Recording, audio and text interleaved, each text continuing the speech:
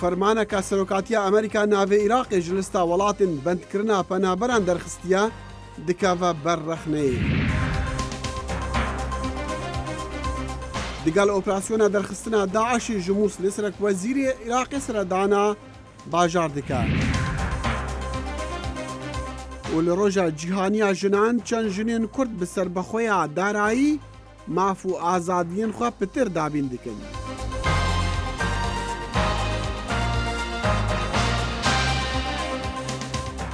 سڵاو و هیڤین دەمەک خۆش دەگەڵ کورد کۆنەکشن. کورد کۆنەکشن هەموو ڕۆژانێکی سێشەموان و هەینی لە بەشی کوردی دەنگی ئەمریکاوە ئامادە و پێشکەش دەکرێت و لە کەناڵی NRTەوە ڕاستە و خۆ پەخش دەکرێت. بڕیارە نوێیەکەی سەرۆک داناڵد ترامپ لە ڕۆژی 16 ئەم مانگەوە دەچێتە بواری جێبەجێکردنەوە کە سەبارەت بە ڕاگررتنی ڤیزایە بۆ ناو هاتنە ناو وڵاتە یەکگرتووەکانی ئەمریکاوە. ئەم بڕیارە نوێی سەرۆک ترامپ تەنها 6 وڵاتی زۆرینە موسڵمان دەگرێتەوە کە لە بڕیارەکەی پێشوویدا ناویان هاتبوو، بەڵام ئەم جارە وڵاتی عێراق ناگرێتەوە. هاوکات هێشتاش ڕەخنە لە سەرۆک ترامپ دەگیرێ بەوەی هیچ پەرەسەندنێک نەبینراوە لەم بڕیارە نوێیدا. سەرۆک ترامپ لە ڕۆژی دووشەمە فەرمانەکەی پێشووی بە هەندێک گۆڕانکاری نوێ کردەوە بۆ ڕێگەگرتن لە ڤیزادان بە هاوڵاتیانی ئێران، لیبیا، سوودان، سۆمالیا، سووریا و یەمەن. ئەم وڵاتانش هەمویان زۆرینەی دانیشتوانی موسڵمانن. لەم بڕیارەدا عێراقی تێدا نەماوە. گوتەبێژی کۆشکی سپی شان سپایسەر وێنەیەکی کاتی مۆرکردنی لەسەر تویتەر داناوە و ڕێگە نەدراوە بە ڕۆژنامەوانان و وێنەگرانی دەستگاکانی ڕاگەیاندن لەوێ بن. سێ ئەندامی کابینەی سەرۆک پاشان لە کەناڵەکانی ڕاگەیاندنەوە گوتیان ئەو فەرمانی کە پێداچوونەوەی بەسەرداکراوە زۆر گرنگە بۆ ئاسایشی نیشتیمانی.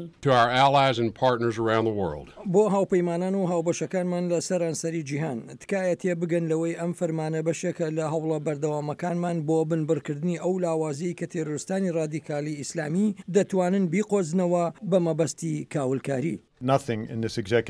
ئەم فەرمانە سەرۆکایەتیە هیچ کار ناکات سەر دانیشتوانی یاسایی یان هەر کەسێک کە ئێستاکە ڕێگەی پێدراوە بێتە ناو وڵاتەکەمانەوە. گەشتکردنی ئازاد بەبێ لێکۆڵینەوە مافێکی جیهانی نییە، بە تایبەتی کاتێک ئاسایشی نیشتیمانی دەکەوێتە مەترسیەوە. ئەم فەرمانە بۆ ماوەی 120 ڕۆژ هاتنی هەر پەنابەرێکی نوێ بۆ ناو ئەمریکا ڕادەگرێت. ئەم فەرمانە دەست بەجێ لەلایەن ژمارەیەک لە دیموکراتەکانی کۆنگرێسەوە ڕەخنەی لێگیرا و دەڵێن هیچ جیاوازیەکی نییە لەگەڵ ئەوەی پێشووتردا. ئەمە بە ئاستان بۆیەکی نوێی هەمان ئۆتۆمبیل کراوەکە کار ناکات. گروپەکانی مافەکانی مرۆڤ دەڵێن قەدەغەکردنی گەشتکردن کە پێداچوونەوەی بەسەرداکراوە بەردەوام فەرق و جیاوازی دەبێت دژ بە موسڵمانەکان بۆیە شتێکی نایاساییە. هەروەکو چاوەڕوامان دەکرد لە فەرمانی پێشووتر بەرتەسکتر کراوەتەوە و چەند گرفتەکی یاسایی لەسەر دانیشتوانی یاسایی کەم کراوەتەوە، بەڵام گرفتی ئاسایی دەستوری تیایدا چارەسەر نەکراوە کە لە فەرمانی یەکەمیش بینیمان ئەمەش جیاوازیکردنە لەسەر بنەمای ئاین. جا بۆیە ئێمە بەردەوام دەبین لە بربەرەکانی لەگەڵیدا. بەڵام عێراقیەکان بەم فەرمانە دڵخۆشن چونکە نێوی عێراق لە لیستەکەدا دەرکراوە و ڕێگا دەکاتەوە بۆ ئەو وەرگێڕانەی کە لەوێ یارمەتی ئەمریکایەکانیان داوە بێن بۆ ئەمریکا. شتێکی باشە کە ئێستا ئێمە دەتوانین بڕین بۆ ئەمریکا و خۆمان بسەلمێنین، پاشان بگەڕێنەوە بۆ وڵاتەکەی خۆمان و لەوێش خۆمان بسەلمێنین. بە ماوەیەکی کورت پاش دەرچوونی فەرمانە نوێیەکە خۆپیشاندان لە بەردەم کۆشکی سپی دەستی پێکرد.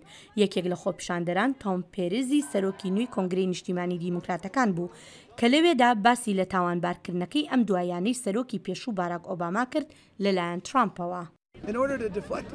ئەمانە بەهۆی ئەوەیە کە سەرنج لاچێت لەسەر ئەو ڕاستی کە جێسەشن دەبێت دەربکرێت لەبەرەوەی لە دەمی سوێند خواردنی یاساییدا درۆی کردووە. ئەمە یەکێکە لە فێڵەکۆنەکان.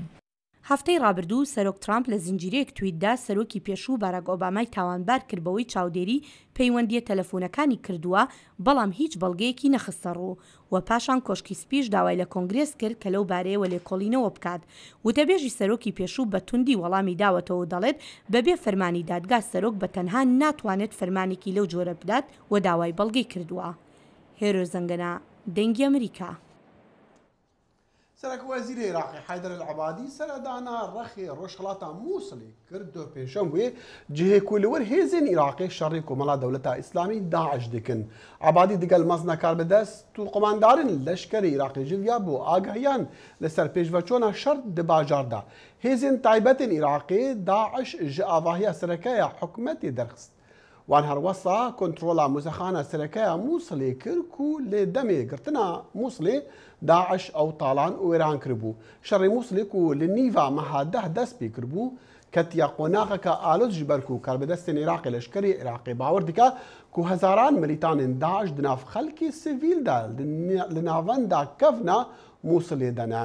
Piştî sê mehên şerî hêzên Iraqê rexê rojhilata bajar ji Daeş rizgar kiriye. هێزە سەربازی عراقیەکان کە وڵاتی یەکگرتووەکانی ئەمریکا پشتیوانیان دەکات ئەمڕۆ سێشەممە پێشڕەویان کردووە بە ئاراستەی ناوجەرگەی شاری مووسڵدا. هێزە ئاسایشەکانی عراق توانیویانە دەست بگرن بەسەر باڵەخانەکانی حکوومەتدا لە ناوچەی دەواسە و وەک سەرکردە لەشکریەکان دەڵێن ئاڵای عراقیشیان لەسەر بەرز کردوتەوە. ئەم پێشڕەویانەی لەشکری عراق گورزێکی کەمەشکێم بووە بۆ تێرۆریستانی دەوڵەتی ئیسلامی کە پێشتر نزیکەی یەک لەسەر سێی عراقیان داگیر کردبوو. ئەو هەفدەمی ڕزگارکردنا پتر یا ڕەندەکن مووسڵی و دەرخستنا داعش هەزاران سڤیل درەڤنە دەبەرین ئارام. پەیامنێ دەنگی ئەمریکا دناف خەلکی شەپەرزەی مووسڵێدا ئەف راپۆرت گەهاندیە. نوکە لە باشوورê aliyê rastê bajarê Mosulê awerebûna xelkiya berdewam e di gel pêşrewiya Supayê Iraqê nihad li taxê Sumod û Mansor û Wadî Hecer bi hizaran xelk awaret bîtin û ji layê Supayê Iraqê ve dê hêne pêşwazîkirin. داعش ام آلوز کرن نخارن و خارن نبو زاروکین ممرن او جمع دعا کرن لشکر بهت و مقرطال کد جاوه پرزگریکه والله ماكو خير منهم چه خير لجمون نبو ابتني لجمو هيا ام قلك غستيان كرمن بخدي هزرتا ما چنيا كاناني بو بخدي اوه 5-6 حيوه هزرتا ما بيالكا چاي بو هەروەسا بەشێکی ئەڤان ئاواران خەلکێ گەیارە و حەمام عەلیلن دەمێ داعش خوڤە کێشای ji ئەوان دەڤەران gelek xêzand gelxwebirin da ku bikene ceperên mirovan. Em ji devera geyara veguhestin Mosulê em bi tenê dixwazin biçin ser malên xwe em spasiya hêzên emnî dikin ku em ji mirinê rizgar kirin. Bi rastî mirineke durist bû. Ev bû 4 mehin em veguhestina navxwaniyan em derneketine. Birs û tirs du fakterên serekînek û bûyne sedema wê çendê bi hizaran xelek aware bîtin ji aliyê rastê bajarê Mosulê û rî bikene kempên awara. Kawa Emerdengê Emerîka, Mosul. سەرۆکی ستونە لەشکریەکانی تورکیا لەگەڵ سەرکردە لەشکریەکانی وڵاتە یەکگرتووەکانی ئەمریکا و رووسیادا کۆ دەبێتەوە. لەم کۆبوونەوەی ئەمڕۆ سێشەممەدا کە لە شاری ئەنتالیا لە تورکیا بەڕێوە چووە باس لە ڕەوشی سووریا و عراق و هەروەها بەگشتیش باس لە دۆسەی ئاسایشی ناوچەکە کراوە. ئەم کۆبوونەوە لە ناکاوەی هەرسێ ژەنەراڵ هاوکاتی هەڕەشە نوێیەکانی تورکیایە بۆ لێدانی ئامانج و نیشانەکانی کوردی سووریا لە شاری منبج کە ئەمریکا پشتیوانیان دەکا. تورکیا بە توندی دژی بەشداری کوردی سووریایە لە ئۆپەراسیۆنی ڕزگارکردنی شاری ڕەقا.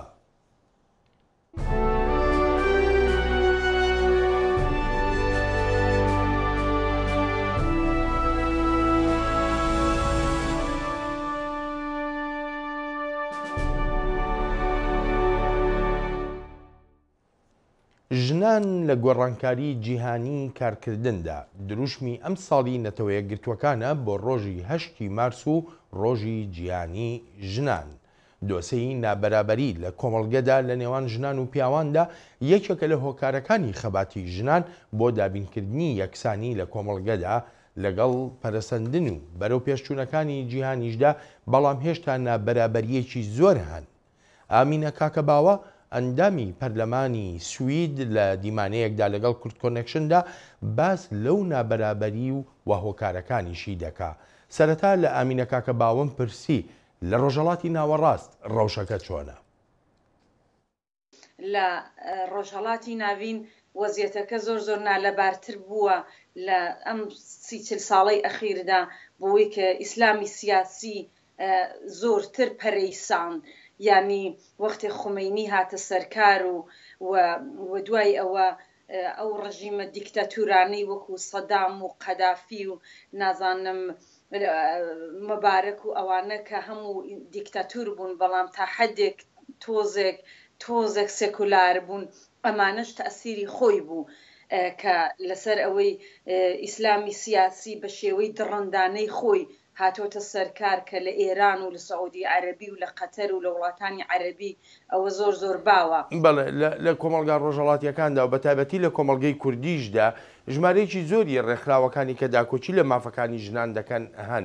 بەڕای جەنابەت ئەم ڕێکخراوانە توانیویانە کارێکی ڕشت بکەن لەسەر هەر هیچ نەبێکەمکردنەوەی ئەو نابەرابەریە؟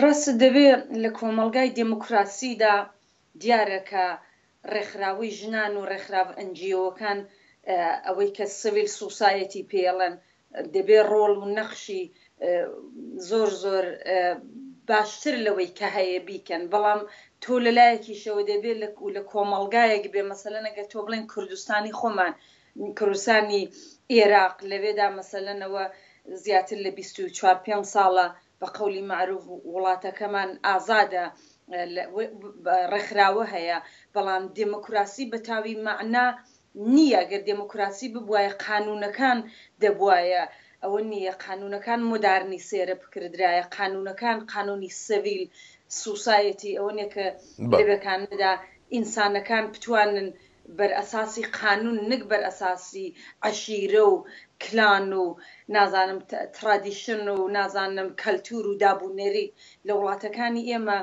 قانون کە نییە قانونی دموکراسی بۆ ئەگەر پشگیری ژن بکات. یەک دووەمەن مەسەلەی مەسهەب و دابوونەریت هەیە، مەسەلەی کەلتوری دواکەوتووی هەیە، مەسەلەی خودی بێسەوادی و فەقر هەیە. یعنی تەواوی ئەوانە مشکلەها دروستەکەن بۆ لەژێر ناوی ئەوەدا کە دەبێ ئێمە مەسەبێ و مەسەلەی ئێمە مەسەبە و مەسەلەی ئێمە نازانم مشکلی ترمانەیە. باشە ئامینە خانم، کامیان کاریگەری زیاتر هەیە بەسەر ئەو نابەرابەریە بەرامبەر بە ژنان؟ سیستمی سیاسیە یا بارە باوە کلتوریەکانە یاخود ئاینە؟ من پێم وابێ وەختێکە لە وڵاتانی ڕۆژهەڵاتی ناوین مەسەب ئیسفادە ئەکردرێ وەکو قانونی ئەساسی وڵاتەکان، ئەوە یەکدان تەبسەرەی بۆ ئەدۆزنەوە دەڵێنەوە کەلتورە. نا کەلتور نییە، وان نییە کە لە کەلتوردا دەبێت کەلتور بکردرێتە قانون. دیارە مەسەلەکە سیاسیە، بە بڕوای من مەسەلەکە سیاسی و قانون نییە. لە سیاسەتدا قانونە، وەختێکە ئەوان شەریعە دەکەن بە قانون، وەختێکە ئاین دەکەن بە قانون و دەیکەن بە کەلتور و دابوونەریت. معلومە بۆ ئەوەیە کە قەت بەرابەری یەکسانی ژن و پیا و ڕعایەت نەکردرێت، چونکە ئێمە دەزانین کە لە مەسەبدا ژن و ناتوانێت بەرابەری پیا و بێ، لە مەسەبدا ناتوانێت فەمەنیسم بۆ معنایی کە ئێمە دەمانێت مافی مرۆڤ ببێ. جا دیارە بۆ ئەوەی کە قانونەکان دموکراسی نەکردرێ، بۆی کە قانونەکان سیڤیل نەبن، دەیکەن قانونێکی مەسەبی کە مەسەب دەبێتە قانون بۆ وڵاتێ. دیارە ئەمە ڕەبتی بە یەکەیە. معلومە کە لە وڵاتێکدا دەبێت قانونی ئەساسی پشتگیری داکۆکیەکانی مافەکانی ئینسان و تاک بکە و مافەکانی ژنان و مناڵان کە. ئەگەر ئەوە نەبێ وەکو ئەوە ئێستاکە ئێمە هەین مەسەلەن لە کوردستانە، بۆی کە قانونەکە بەڕێوە نەبن دەڵێنەوە کەلتورە، ئەوە مەسەبە. ئامینە خانم، زۆر سپاست دەکەم. سپاس بۆ ئێوەش، هەر بژین. هوندکارن درێژاهەیە vê hevpeyvîna digal xanim Emîne Kaka Bawad malper û sosyal medyaya beşî Kurdiyê dengê Amerîka tema şebikin her li roja cîhaniya jinan li Estenbolê jinan xwepêşandanek rêxist lê hêzên ewlehiyê rê li wan girt. Di xwepêşandanê de peyamê hevseroka DPP Sabahat Tuncel hat xwendin.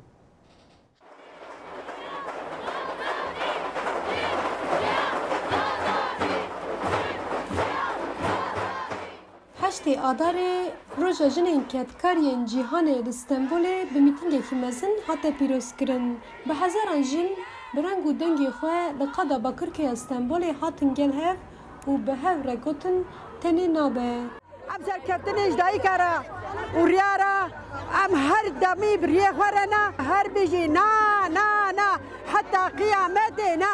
Aktivîsta tevgera jinên azad Ceylan Bariyanek ji dengê Amerîkayê re di derbarê 8 Adarê roja jinên ketkariyên cîhanê de axivî.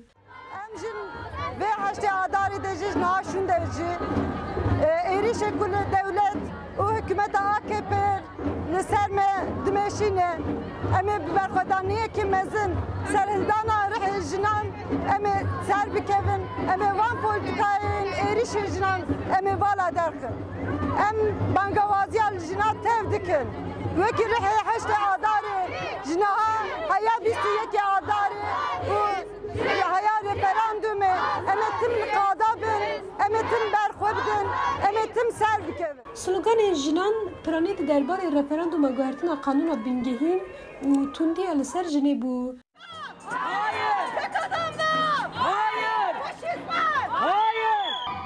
هر وها ایسال گلک پارلمانتر و اندام HDP جن و به هزاران جن تدکار دگرتیگه هندنه هفسروکا پارتی دموکراتیکا گلان فیگن yüksek دا و هفسروکا پارتی دموکراتیکا هریمان سبات تونجل جبو حشت آداری روژا جنین تدکارین جیهانه جگرتیگه نامه شاندن پیشکشوانا میتینگ حشت آداری صافیه اکتا پیاما هفسروکا پارتی دموکراتیکا هریما سبات تونجل خواند مپر دو پس کن ده حشت آداری ده دروژا تکوشین آزادی جنان ده کروژا که پرگرنگه لقادان لکولانان ام دواره بن لی مخابن جبر ایریشین لهمبر تکوشین آزادی جنان و سیاست عامه یا دموکراتیک ام به روژه زندانان ده پیشوازی دکن ام به روژه وقت هرتم بجوش و مورال جی پیشوازی دکن دوی ده ماکو جنان قتل دکن و ایریشین سیستماتیک ده جهر دمه زیدتر لهمو قادان دوی ام دنگه فازیدتر بکن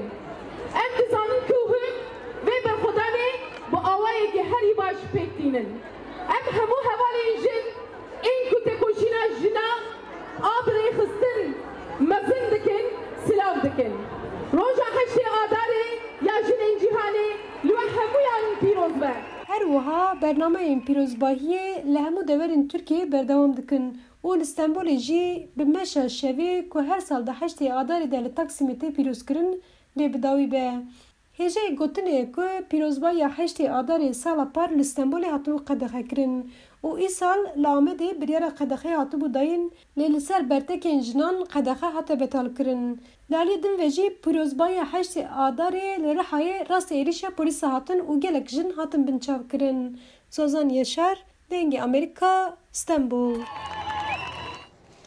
روژا جیهانیا جنان روژا بیرانینا دەستکەفتین جواکی ئابووری کەلتوری و سیاسیین ژنانە لە سەرانسەری جیهانی گەلو دەستکەفتین ژنین کورد چنە دگەلمە ڕۆژنامەوان منەوەر قەرەدەمی ڕۆژنامەوانە ئاژانسا شوژن یا پرسین ژنان لە ئامەدێ منەوەر خانم گەلک سوپاس بگشتی دەستکەفتین ژنان کورد چنە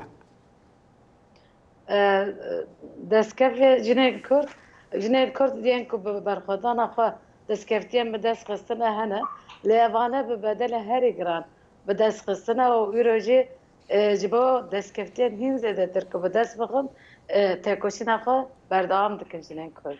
Baş jinên Kurd em dizanin rastî aloziyên siyasî dibin bi taybet jî jinên Kurd li Tirkiye pitir ji her cihekî dî belkî û ji bitir ji her demekî dî jî ev ji encamê hindiye ku ew bitir beşdarî karî siyasî ne li Tirkiye? Ew hem ji ber ku Kurdin hem jî bêtir ji ber ku karê siyasî dikin û ji ber ku têkoşîneke pêhempa didin rastî jî berxwedaneke ku bi salan berdewam dike didin helbet rastî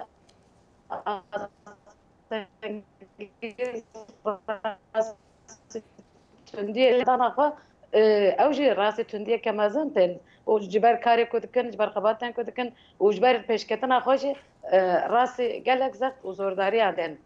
Munewwer xanim dizanin netewênîgirtî dibêje ku plana wê li sala 2030 wesa bikin ku nîva hêza kar bibin jin yanî pêncî sedê jin bin. Yani eger em berî xwe bidin jinên Kurd ku li Tirkiya ketin jiyana siyasî bi awayekî gelek çalak ew ê karibin bikevin jiyana aborî jiya darayî jî bikaribin serbexwebûna xwe ya aborî bi dest bêxin? ger ku derfet hebin ew ê karibin çima nekaribin yani ji ber ku jin berxwedar e jin xebatkar e ketkar e û rastî jî jin azadiyê dixwaze di nava civakê de ku ew jî wekî her kesî wek hev bi awayekî azad û bi keda xwe bijî گەرکۆ ئیمکان هەبن ئەوێ ئەوژی بخوازە vê ئەوژی بەشێکە ji daxwaza jinê ye. Balê başa tu bawer dikî ku jina Kurd li Tirkiya astangên civakî şikandibin yan hê esîra yan jî rehîneya civakê ye? Gelek Kurd bixwe yanî ji ber ku welatê Kurda yani welatekî metingerek Kurd bixwe yanî dibin zext û zordariyê de ne û ji dema ku mijar dibêjin jî ger ku gel bi giştî careke rastî zext û zordariyê te jin du cara sê cara mirov dikare bibêje pêş dere ku ji ber ku civak jinê qebûl nake hêza jinê qebûl nake jin bêtir rastî zext û zordariyê tir ev jî rastiyeke civakê ye. Başa jinê Kurd ev hep keremke. Belê bernameya sibehî çi ye ku roja cîhaniya jinan e? Bo roja cîhanê ya jinan mîting hene çalekên cûr be cûr yên jinan hene ew sibê li Amedê mîtinga heştê Adarê ya finalê ya jinan heye li Dêrsim heye li Wanê heye bi giştî li Kurdistanê ev hefteyeke ku heştê Adarê tê pîrozkirin xebatên wê tên meşantin û ew ê sibê jî bi mîtingên girseyî ev roja ketkar roja jinên ketkar ê cîhanê bê pîrozkirin. Belê Munewwer xanim gelekî spas Munewwer Qeredemîr ajansa şûjin ya taybet bi karûbarên jinan em roja cîhaniya jinan we pîroz dikin. Spas ez li hemû jinên ketkarên cîhanê ve rojê pîroz dikim û jina re serkeftinê dixwazim roj baş ji we re jî serkeftin bixebetkevim. Gelek spas. بۆ زۆرێک لە چالاکوانان دەرفەتی یەکسان بۆ کارکردن و ئەوەی ژنان ببنە خاوەنی داهاتی خۆیان بەشێکی گرنگن لە پرۆسەی جێگیرکردنی مافەکانی ژنان و هەروەهاش یەکسانی ژێندەری. ژمارەیە خاتوون لە شاری سلێمانی و لە بازاڕێکی گشتیدا دەستیان کردووە بە کارکردن بۆ سەلماندنی بوونی خۆیان و بۆ نیشاندانی ئەوەش کە ژنان دەتوانن وەک پیاو لە کۆمەڵگەدا کار بکەن. میوە فرێشیان گەرم لە ناو جەرگەی شاری سلەیمانیدا لە شەقامێکی سەرەکی بازاڕدا لە نێو سەدان دوکاندا کە خاوەنەکانیان پیاوەن چەند کچێک دوکانێکی بچووکیان داناوە و سەرقاڵی کارکردنن ڕۆژانە. دەرچوو پەیمانگەم فترەیەکی کەمە لێرە دەستمان کردووە بەم کارە. ئەو ئەرکەشمان کەم کردو لەسەر دایک و باوکمان کە خۆمان ئیشکەین خۆمان لەسەر پێەکانی خۆمان بۆستین چکە دایک و باوک هەتا هەتەیە بۆ تۆ نامێنن ئەبێت تۆ لە مناڵیەوە فێری ژیان بی فێری مەناعەتی ژیان بیت. ئەم خانمانە بە دروستکردنی شەربەتی فرێشی میوە جۆرا و جۆرەکان و دروستکردنی چەند جۆرێکی شیرینی و خواردنەوەی تر ڕۆژانە سەرنجی چەندین کڕیاریان بەلای دوکانەکەیاندا ڕاکێشاوە. خەڵکی بە ئومێدەوە دەڕوانە کاری ئەم چوار کچە لەم دوکانەدا. ئەمان ئەتوان چەند کەسێکی تر زیاد لە حەجی ڕاکێشن وەکو خۆیان کە بۆ لاکەن کە ئەم ئیشە ئەم بە ڕێزانە ئیشەکەن ئەوانش ئەو ئیشە بکەن. ئەم خانمانە بۆ 8 مارس ڕۆژی جیهانی ژنان ئامادەکاری تایبەتیان کردووە. بۆ 8 مارس دوکانەکەمان وا لەیەکەین کە پیاوان و ئافرەتان لە دوورۆ بزان کە ئێرە تایبەتە بە ئافرەتان ئافرەت کاری تێکە. چوار خانم لەم دوکانە بچووکەی دەکەوێتە شەقامی گۆران لە شاری سلەیمانی کار دەکەن و دوان لەوانە خوێندکارن و لە دوای خوێندنیان ڕۆژانە دێنە سەرکار. من فول تایم ئیشەکەم و کە ئیسراحەتێکی زۆر کەمم هەیە بەڵام وا ئەگەر بە جەستەژی لاک بم بە مێشک مرتاحم چونکە زۆربەی لایەنەکانی ژیانی خۆم پڕ کردوێتەوە. ئەوان ئامانجی گەورەتریشیان هەیە لەم کارایاندا. لێرە هەنێک کەس هەیە چۆن بڵێ جاریە بە چاوێکی کەوە سیربانەکەن یا بە هەڵات تێگەن لە شتەکان بەڵام کاتێک کە ئەبینێت خۆیەتە ناوەوەیەتە ژوورە و خواردنەوەیە کە خوات ئەجا بیرکردنەوەی ئەگۆڕێ هەڵستی ئەگۆڕێ و یعنی دواترا ڕێکی کەی ئەبێ خۆشی خۆی باسی ئاکات.